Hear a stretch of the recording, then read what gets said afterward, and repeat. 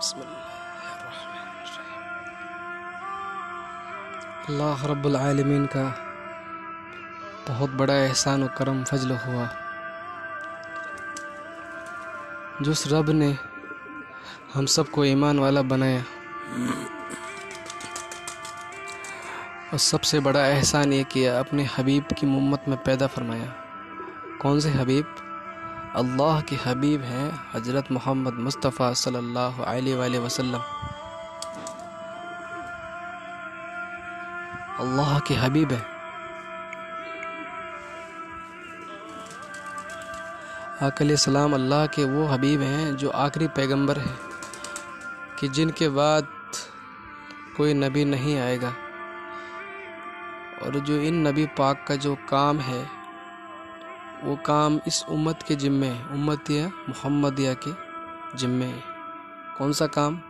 جس کام کو آپ علیہ السلام دنیا میں لے کر کے آئے تھے، اور ہمیں آپ صلی اللہ علیہ وآلہ وسلم نے ہر طریقہ، ہر دعا، زندگی جینے کا طریقہ، رشتہ داروں سے ملنے کا طریقہ، گھر والوں سے ملنے کا طریقہ، اور ہر چیز آپ علیہ السلام صلی اللہ علیہ وآلہ وسلم نے ہم سب کو سکھائی۔ اسی میں سے ایک چیز یہ ہے اخلاق۔ اخلاق اس کو کہتے ہیں کہ جب تم کسی سے ملو سلام کرو، اور سلام کے بعد اس سے عزت سے بات کرو، اگرچہ تمہارا دشمن بھی ہے تو اس سے بھی اچھے اخلاق سے بات کرو، اس کی اچھائی سوچو، اس کا برا مت سوچو، کیونکہ ہمارے نبی سلام نے، آپ علیہ السلام نے ہم کو یہ نہیں سکھایا کہ کسی سے نفرت کرو، اس سے کینہ رکھو، اس سے حسد رکھو، اس سے بغض رکھو۔ یہ کچھ نہیں سکھایا ہمیں، انہوں نے تو ہمیں اخلاق سکھائے۔ اللہ کے رسول صلی اللہ علیہ وآلہ وسلم نے ہم کو ہر طریقہ بتا دیا ہے، اور ایک سب سے اہم بات یہ ہے کہ جو شخص اخلاق کے اعتبار سے اچھا نہیں ہے، خود اچھا نہیں ہے، تو وہ زیرو ہے اور کچھ نہیں، وہ صرف زیرو ہے۔ وہ آپ جانتے ہیں اگر مارک شیٹ کے اندر اگر زیرو آتا ہے لکھا ہوا، تو اس کا مطلب یہ ہوتا ہے یہ شخص فیل ہے۔ تو اسی طرح وہ شخص بھی ناکام ہے اور پاس نہیں ہوا جو اخلاق کے اعتبار سے خود اچھا نہیں۔ اخلاق سیکھنے ہوں گے ہمیں، وہ اخلاق ہم کیسے سیکھیں گے؟ آپ علیہ السلام کی زندگی کو پڑھنا ہوگا۔ آج ہم میگزینیں پڑھتے ہیں، کامیڈی بکس آتی ہیں، اور انٹرٹینمنٹ کی بک بھی آتی ہیں، تو اسے پڑھنے سے کچھ حاصل نہیں ہوگا دوستو، اس سے کچھ حاصل نہیں ہوگا۔ حاصل ہوگا تو کس سے ہوگا؟ آپ صلی اللہ علیہ وآلہ وسلم کی زندگی کو اپنی زندگی میں طرح بنانے میں ہوگا، ان کے طریقوں پہ چلنے پہ ہوگا۔ آپ علیہ السلام کا میں آپ کو ایک واقعہ سناتا ہوں، بہت ایمان آموز واقعہ ہے۔ آپ علیہ السلام اکثر ایک جگہ سے گزرا کرتے تھے، اس محلے میں، اس بستی میں ایک بڑھیا رہتی تھی۔ جب آپ صلی اللہ علیہ وآلہ وسلم وہاں سے گزرا کرتے تھے تو ہمارے نبی پہ، ہمارے نبی رحمت پہ، وہ بڑھیا کیا کرتی تھی کہ کچرا پھینکتی تھی۔ تو ایک دن، دوسرے دن پھر آپ علیہ السلام جب پھر وہاں سے گزرے تو پھر کچرا ڈالا اس نے۔ اب آپ یہاں پہ ایک بات کو غور کریں کہ آپ علیہ السلام کے اخلاق کو دیکھیں، آپ میرے آپ کی طرح نہیں ہیں، وہ میں آپ کو بعد میں بتاؤں گا انشاءاللہ آگے۔ تو دیکھا کہ جب وہ پھر وہاں سے گزرے تو آج دیکھا کہ آج میرے اوپر کچرا نہیں ڈالا کسی نے۔ تو کسی سے معلوم کیا تو پتہ چلا کہ وہ بڑھیا بیمار ہے۔ تو جب وہ ان کی خیر خواہی کے لیے ان کی مقام پر گئے، گھر پہ گئے، تو دیکھا کہ وہ ایک مطلب اس پہ سو رکھے تھے، مانچے پہ جیسے ہوتا ہے نا، چارپائی وغیرہ، اس پہ سو رکھے تھے۔ تو پوچھا کہ آج آپ نے کچرا نہیں ڈالا میرے اوپر؟ اللہ اکبر! اس بڑھیا نے جب دیکھا کہ میں تو ان کے اوپر کچرا ڈالا کرتی تھی، ان کو ستایا کرتی تھی، ان کو دکھ دیتی تھی، ان کو پریشانی میں ڈالتی تھی، اور آج یہ میری مطلب کہ خدمت میں حاضر ہو کے مجھ سے کہہ رہے ہیں کہ کیوں نہیں ڈالا. بتاتے ہیں اس بڑھیا کو بہت دکھ ہوا, تو اس سے بڑھیا کو برا لگا. اس نے کہا کہ آپ جیسا کوئی ہے ہی نہیں. تو دوستو یہ اللہ کے نبی کے اخلاق تھے.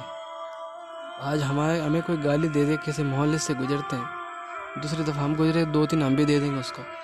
یہ ہمارے اوپر کوئی کچرا ڈال دے یا کچھ کیچڑ پانی گندا پانی پھینک دے تو ہم تو اس کاٹ مارنے پہ تیار ہو جائیں گے. یہ اخلاق تھے آپ علیہ السلام کے. تو اس سے سیکھنا ہے ہمیں. سیکھیں گے کب؟ جب ان کی زندگی کو پڑھیں گے نا, تو انشاءاللہ ان کی زندگی کی حقیقت ہماری زندگی میں جب اترے گی. حالانکہ ہم ان جیسے نہیں بن سکتے, وہ تو بہت برکت والے ہیں, اللہ انہوں نے بہت نوازا ان کو. ان جیسی ہستی چشمہ فلک میں آج تک ہے ہی کوئی نہیں. بتاتے ہیں جو شخص اخلاق جس کے اچھے ہوں گے, قیامت کے دن یہ نہیں دیکھا جائے کہ اس کی کتنی نمازیں, کتنی حجیں, کتنی عمریں. یہ دیکھا جائے کہ اس کے اخلاق کیسے. اگر جس کے اخلاق اچھے ہو گئے تو اس کے سارے اعمال اچھے ہو جائیں گے. فکر کرنی ہے. اور دوسری ٹاپک میں فکر کے اوپر بات کر رہا ہوں. فکر کیا چیز ہے؟ الحمدللہ اللہ کے بندوں, فکر وہ چیز ہے کہ جب انسان کے کپڑے گندے ہوتے ہیں, میلے کچیل ہوتے ہیں, تو اگر وہ کسی جگہ رکھے ہوئے ہیں اور وہ ان پہ دھیان نہیں دے رہا ہے تو وہ ایسے پڑے رہیں گے حتیٰ کہ اس کو کئی دن گزر جائیں گے. اگر گھر والے ہیں تو وہ بھی دیں گے, پر اگر گھر والے نہیں ہیں اور وہ خود کہیں اور ہے تو اکیلا ہے, تو وہ اگر اس کام کو نہیں کرے گا تو اس کے کپڑے ایسے ہی پڑے. تو جب اس کو فکر ہوگی تو کیا کرے گا؟ اس کو دھو دے گا ٹائم پہ کہ یار مجھے پہننے ہیں, اس سے میں کام لینے, ان سے مجھے فائدہ اٹھانا ہے. تو ان کو دھوئے گا, اور حتیٰ کہ اس نے دھو کے سکھانے کے لیے ڈال دیے. تو میرے کہنے کا مطلب یہ ہے بھائی دوستوں بزرگوں, فکر ہم کو کرنی ہوگی. موت سے پہلے موت کی تیاری کرنی ہوگی. اس دنیا میں جو بھی آیا, یہ نہیں کہ دنیا میں آ گیا اور وقت کاٹ کے چلا گیا. یہ تو مسافر والا حساب تھوڑی ہے. کوئی مسافر بھی آتا ہے, کھاتا ہے اور چلا جاتا ہے. مہمان بھی آتا ہے اور کھاتا ہے اور چلا جاتا ہے. پر ہمیں یہ نہیں کرنا. ہمیں کیا کرنا ہے؟ جب دنیا میں اللہ پاک تبارک تعالیٰ نے ہم کو بھیج دیا ہے تو ہمیں اس کی تعریفیں, اس کے رسول کی تعریفیں, اس کے بتائے ہوئے راستے, اس کے رسول کے صلی اللہ علیہ وسلم کے بتائے راستے پہ چلنا ہوگا. زندگی کو گزارنا ہوگا اور اپنی زندگی کی اہمیت کو سمجھنا ہوگا. اہمیت جب انسان سمجھتا ہے, اہمیت ہر چیز کی جو اس کے پاس نہیں ہے. کہتے ہیں کسی نعمت کی کمی, کسی نعمت کا دکھ تب ہوتا ہے جب وہ اس کے پاس نہیں ہوتی, وہ اس کو کھو دیتا ہے. الحمدللہ اللہ تعالیٰ نے مجھے اس مرحلے سے گزارا ہے. اب میں آپ کو ظاہر تو نہیں کر سکتا, پر اتنا ضرور کہتا ہوں کہ اس سے میں ایک چیز ضرور سیکھا ہوں, جو چیز اپنے پاس ہے اس کی قدر کریں اور اللہ کا بے انتہا شکر ادا کریں, اور اپنی نمازوں کی پابندی کریں, اور اپنے روزے پورے رکھیں.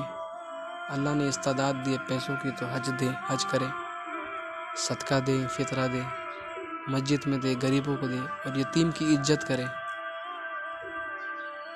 آپ علیہ السلام فرماتے ہو تم یتیم کو عزت نہیں دیتے, عزت دو یتیم کو.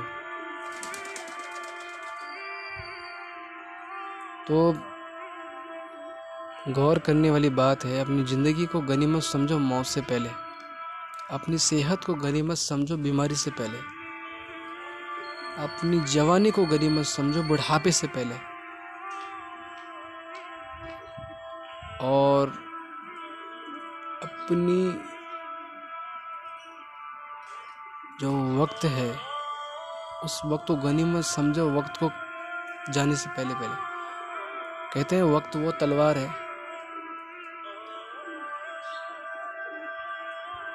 کہ کسی کے لیے نہیں رکتا. وقت کسی کے لیے نہیں رکتا.